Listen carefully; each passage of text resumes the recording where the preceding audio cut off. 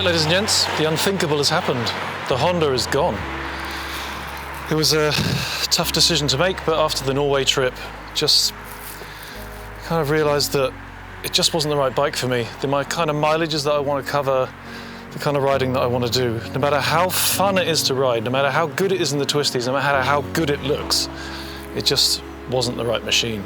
So it had to go, unfortunately, for a really rather hefty loss. I'll talk a bit more about that later, but that means now, in the garage, there's a big empty space where a bike should be. But luckily, it's all okay because the Honda's successor is already on the grounds.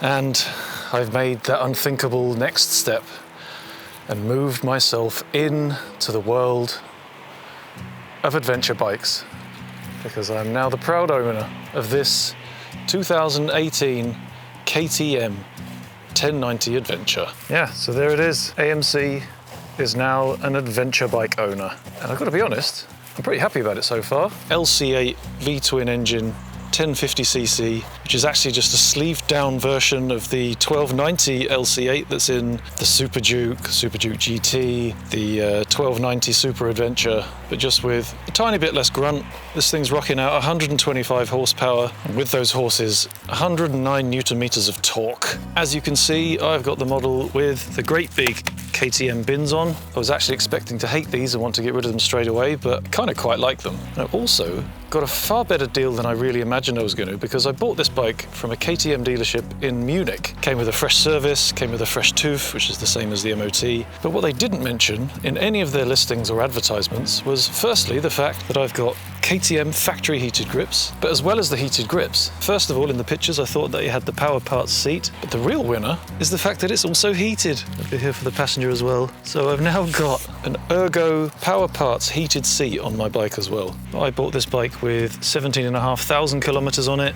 Not bad for a 4-year-old bike. I've got it up to just over 18 already from a bit of blatting it around, obviously. You may have seen it already in the little YouTube short that I made testing out the Osmo Action 3, which incidentally I'm also recording this video with. It's got the old style dash, which I think I definitely prefer over all of this TFT nonsense that's going on. The bike is mostly standard. I've made a couple of little changes already. So far I've put this Puig Sport short black screen on it, but I've got to be honest, this thing is going back because A, I don't think it looks very good, and secondly, it doesn't really work as well as I'd hoped it would. It's still a bit windy, a bit noisy, but the factory screen was an absolute disaster. That thing was a horrible, noisy piece of plastic poo. I've also, obviously, no surprise with the weather that we're looking at here, fitted my Kais heated vest connection, so now I can have a heated arse, heated hands, and a heated rummy tum-tum.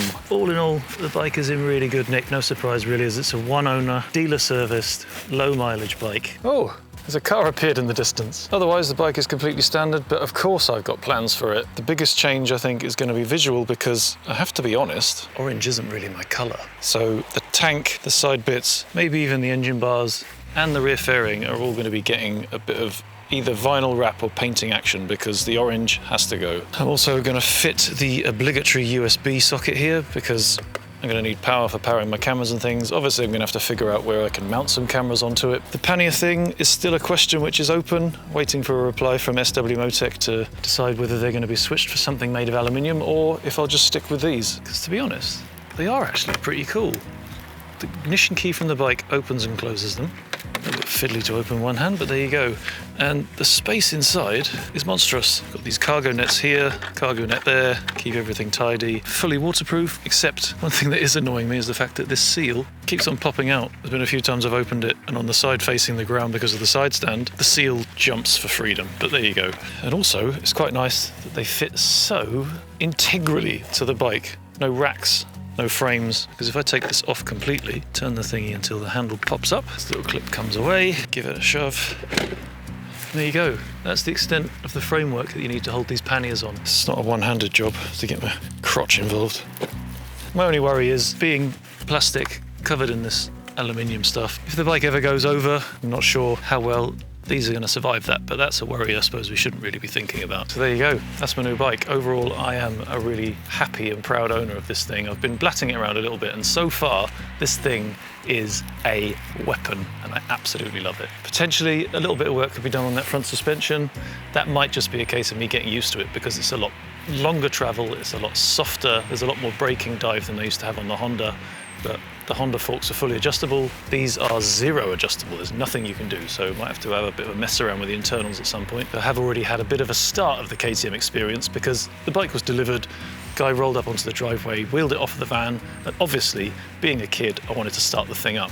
Put the key in, turned it, battery was dead. I got delivered a bike from a KTM dealership with a dead battery. Needless to say, I had a bit of a moan, they sent me a fresh battery, and now the bike works lovely. That reminds me, something else that I've already changed. I've got myself here the Speed Pro Cobra RX77 exhaust pipe. Video coming about that very soon. It's given the bike, first of all, several kilograms less weight, but the sound is infinitely better. This thing does sound quite glorious. I've really missed that brap brap that you get from the Twin, and this V-Twin is definitely not disappointing. So with the initial walkabout and look around all finished, you obviously want to hear the thing running, you obviously want to see it moving. So I'm going to go and get changed into my superhero costume, and we'll go and test out these heated gubbins in this awful, awful frozen weather. So sit tight, I'll be back in just a moment.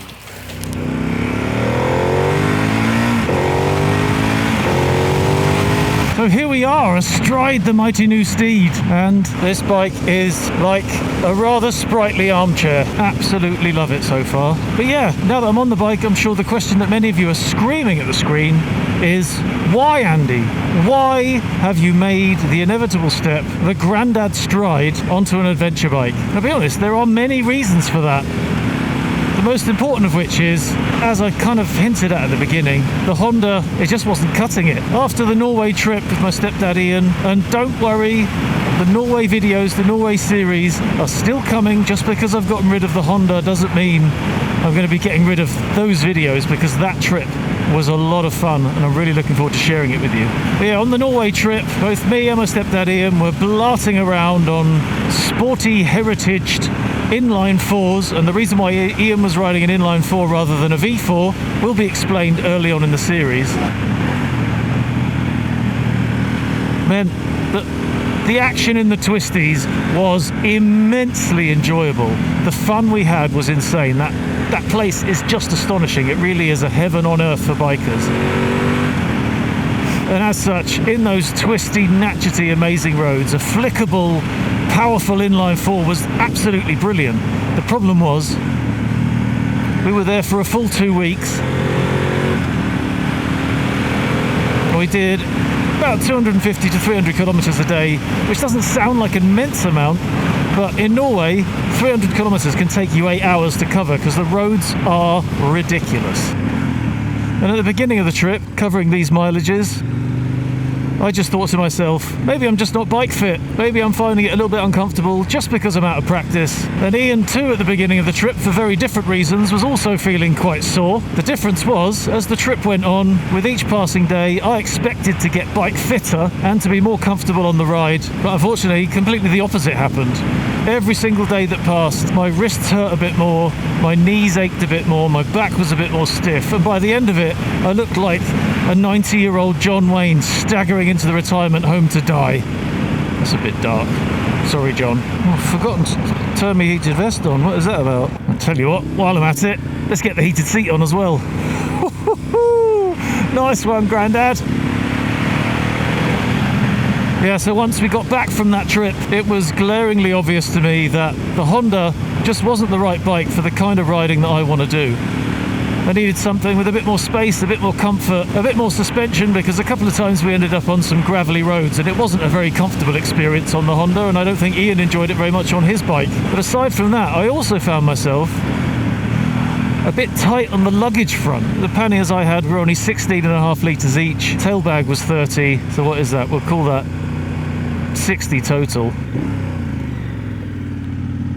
Plus the tank bag, which, in fairness, if you're just going touring as a normal person would, 60 litres is plenty, isn't it? That's more than enough. The problem is, if you're a bit of a bell end like me and you want to take 20 cameras, a drone, 4 million milliamp hours worth of battery packs, then 60 litres suddenly becomes a bit tight. And as such, by the end of the 2-week trip, I found myself just a bit frustrated that I had to unpack and repack everything, every single day of the trip. And everything was tight. It was properly pressed in there.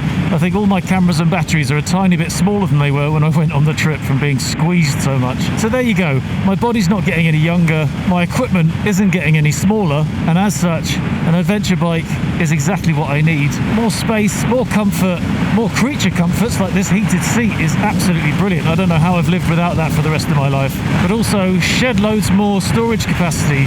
In the bins on the back alone, I'm at just about 70 litres. So as soon as I stick a tank bag on and a tail pack, I could probably take the whole house with me on tour.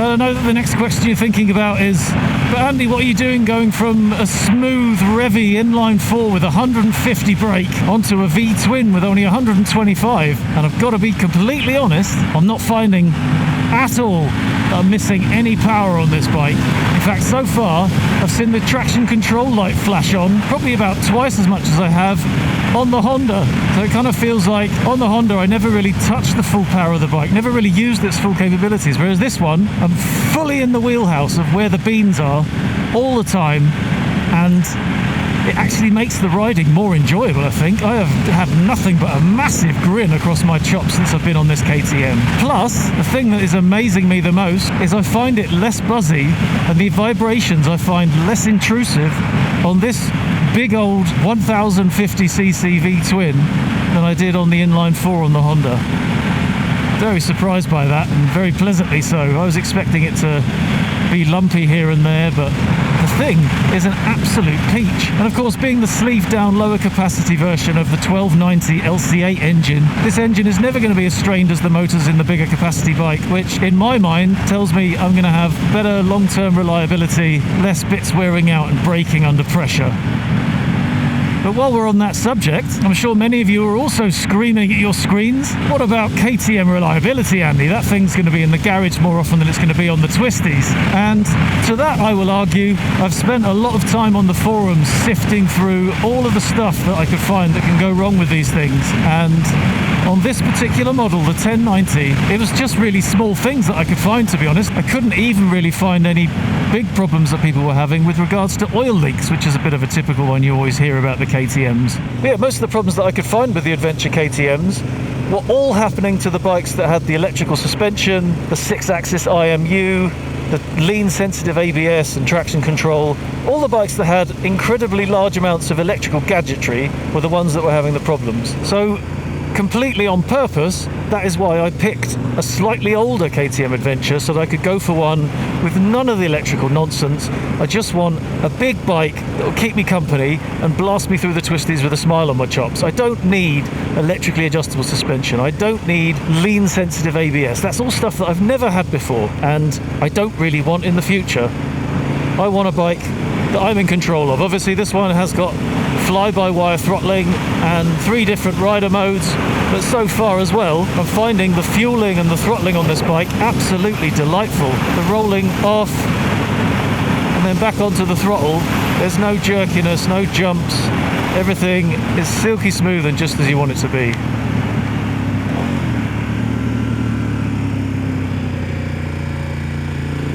Speaking of silky smooth, I came down here the other day and this road was all slippery and wet. Now it's dry. Awesome stuff. I'm absolutely lapping up that induction noise as well. 4,000 RPM, when you give it a big twist, get a nice bob. Oh, you have got to be kidding, mate. There's a motorbike barreling towards you. No, never mind. I'm going to do a U-turn anyway, because after this bit, it's a bit boring.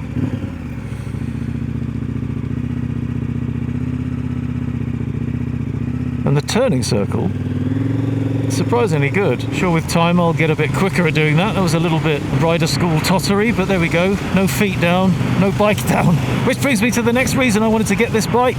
With the Honda, with the CB1000R, I was just wearing the thing out, absolutely destroying that poor bike. Every time I jumped on it and went for a ride, in all weathers, all conditions. I was just sucking the value out of the thing as it got scratched and dented and corroded, and all of the nuts and bolts and things were getting furry, which is a big thing actually that did make me want to get rid of that bike, is the fact that this 4-year-old KTM Adventure, which when I took the seat off was full of dirt and cack, which means it's been abused a bit, it's been to some places. But yeah, this bike, everything is in better nick visually, at the very least, than it was on the Honda. The nuts and bolts and things look shiny still. The paintwork is all still on the engine. But yeah, every time I took the Honda out, it was getting scratched, worn, corroded, and it just hurt to do that to such a good looking bike, to take it out and abuse it in such a way, like essentially just to use it, just using that bike as a proper full-on, full-time touring bike as well as a weekend scratching bike. It's not meant for it. It's not resilient and robust enough, and that's why, again, this bike was the replacement, because it's got no paintwork. All of the bodywork here is just plastic that is that colour with stickers on top of it. I think KTM have done a really clever thing there by taking that concept from motocross bikes where everything is just simple plastic. There's no point having any paint, because when you chuck it on the ground or run it through a tree, it's all going to get scratched off, whereas when it's just plastic, you don't notice it. So I've got myself a bike that I can chuck around in the dirt, I can blast it up a gravel track, and if I happen to throw it on the floor at any point, I'm not going to have a cry about it, because you're probably not going to notice, and even if you do, I don't really care. That's what this bike's meant for. And ultimately as well, the thing that worries most people about buying a KTM, the dealer network and the servicing, is something that doesn't bother me one tiny little jot, because this bike, 2018, it's already long out of its warranty, and as such I'm going to be doing all of the servicing and all of the repairs myself, which means as well a lot more videos to come in the garage of this orange monstrosity as I do the servicing, do the fettling, and basically keep myself as separated as possible from the rather badly reputed KTM dealer network.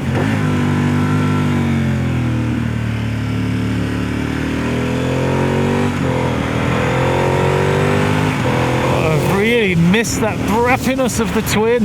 Oh, I love it so much. I really do think I've found my engine. The buzziness of the CB1000R's inline 4 always got on my tits a bit, if I'm completely honest, whereas this thing is just a gentle thrumming just to let you know it's still there, and it's almost soothing. There's nothing aggressive or annoying about the vibes on this bike. Maybe I'll get the missus on it after all.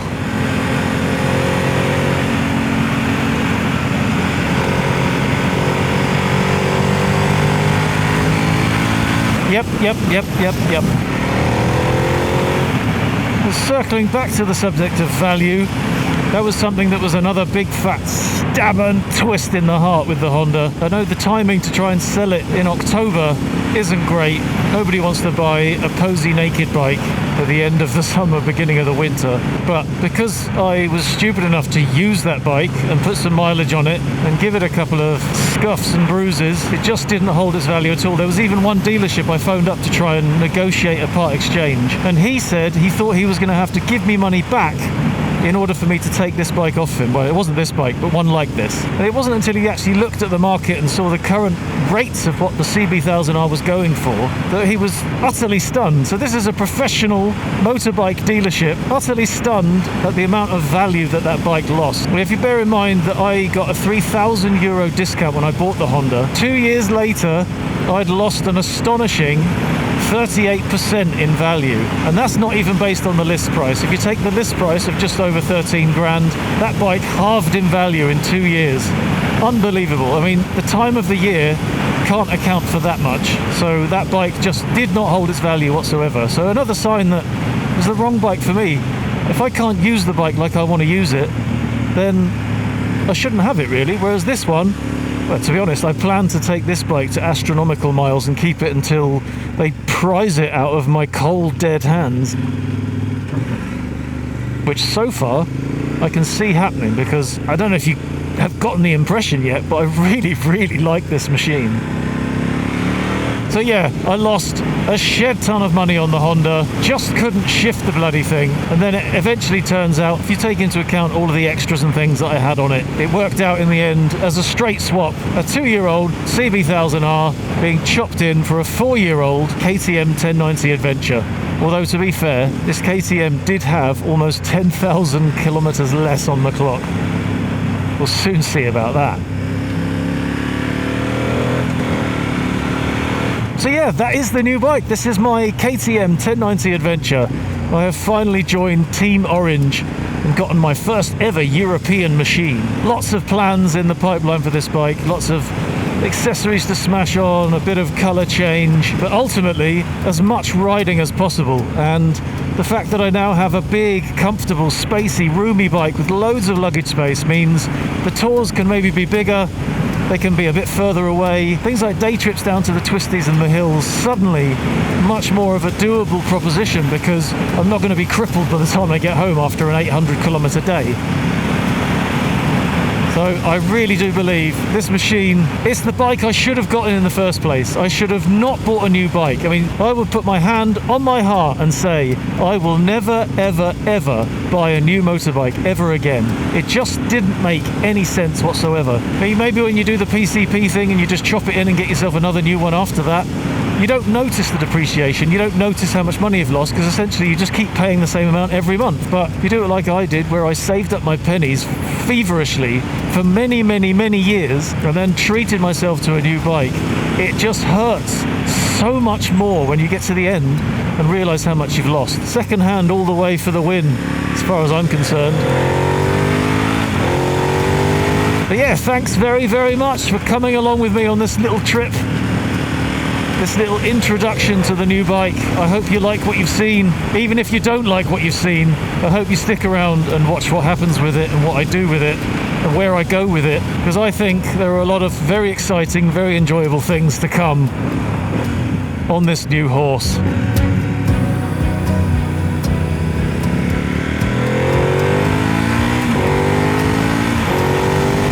So if you liked this little introduction to the KTM, give it a like. If you didn't, give it a dislike. Either way, any complaints, comments or praises, stick them down below and we'll have some bants about the new bike. To the Honda fans, please don't press that unsubscribe button just yet. Still lots and lots of content coming with the Honda. It was a full 2-week riding everyday trip in Norway, so the amount of videos that are going to be coming out of that is going to be massive. And also, if I can capture even 50% of the utter astonishing beauty of the place, those videos are going to be well worth watching, so stick around. So there you go. I've been Andy. This is the KTM. Keep yours shiny, and I'll see you in the next one. Ta-ra!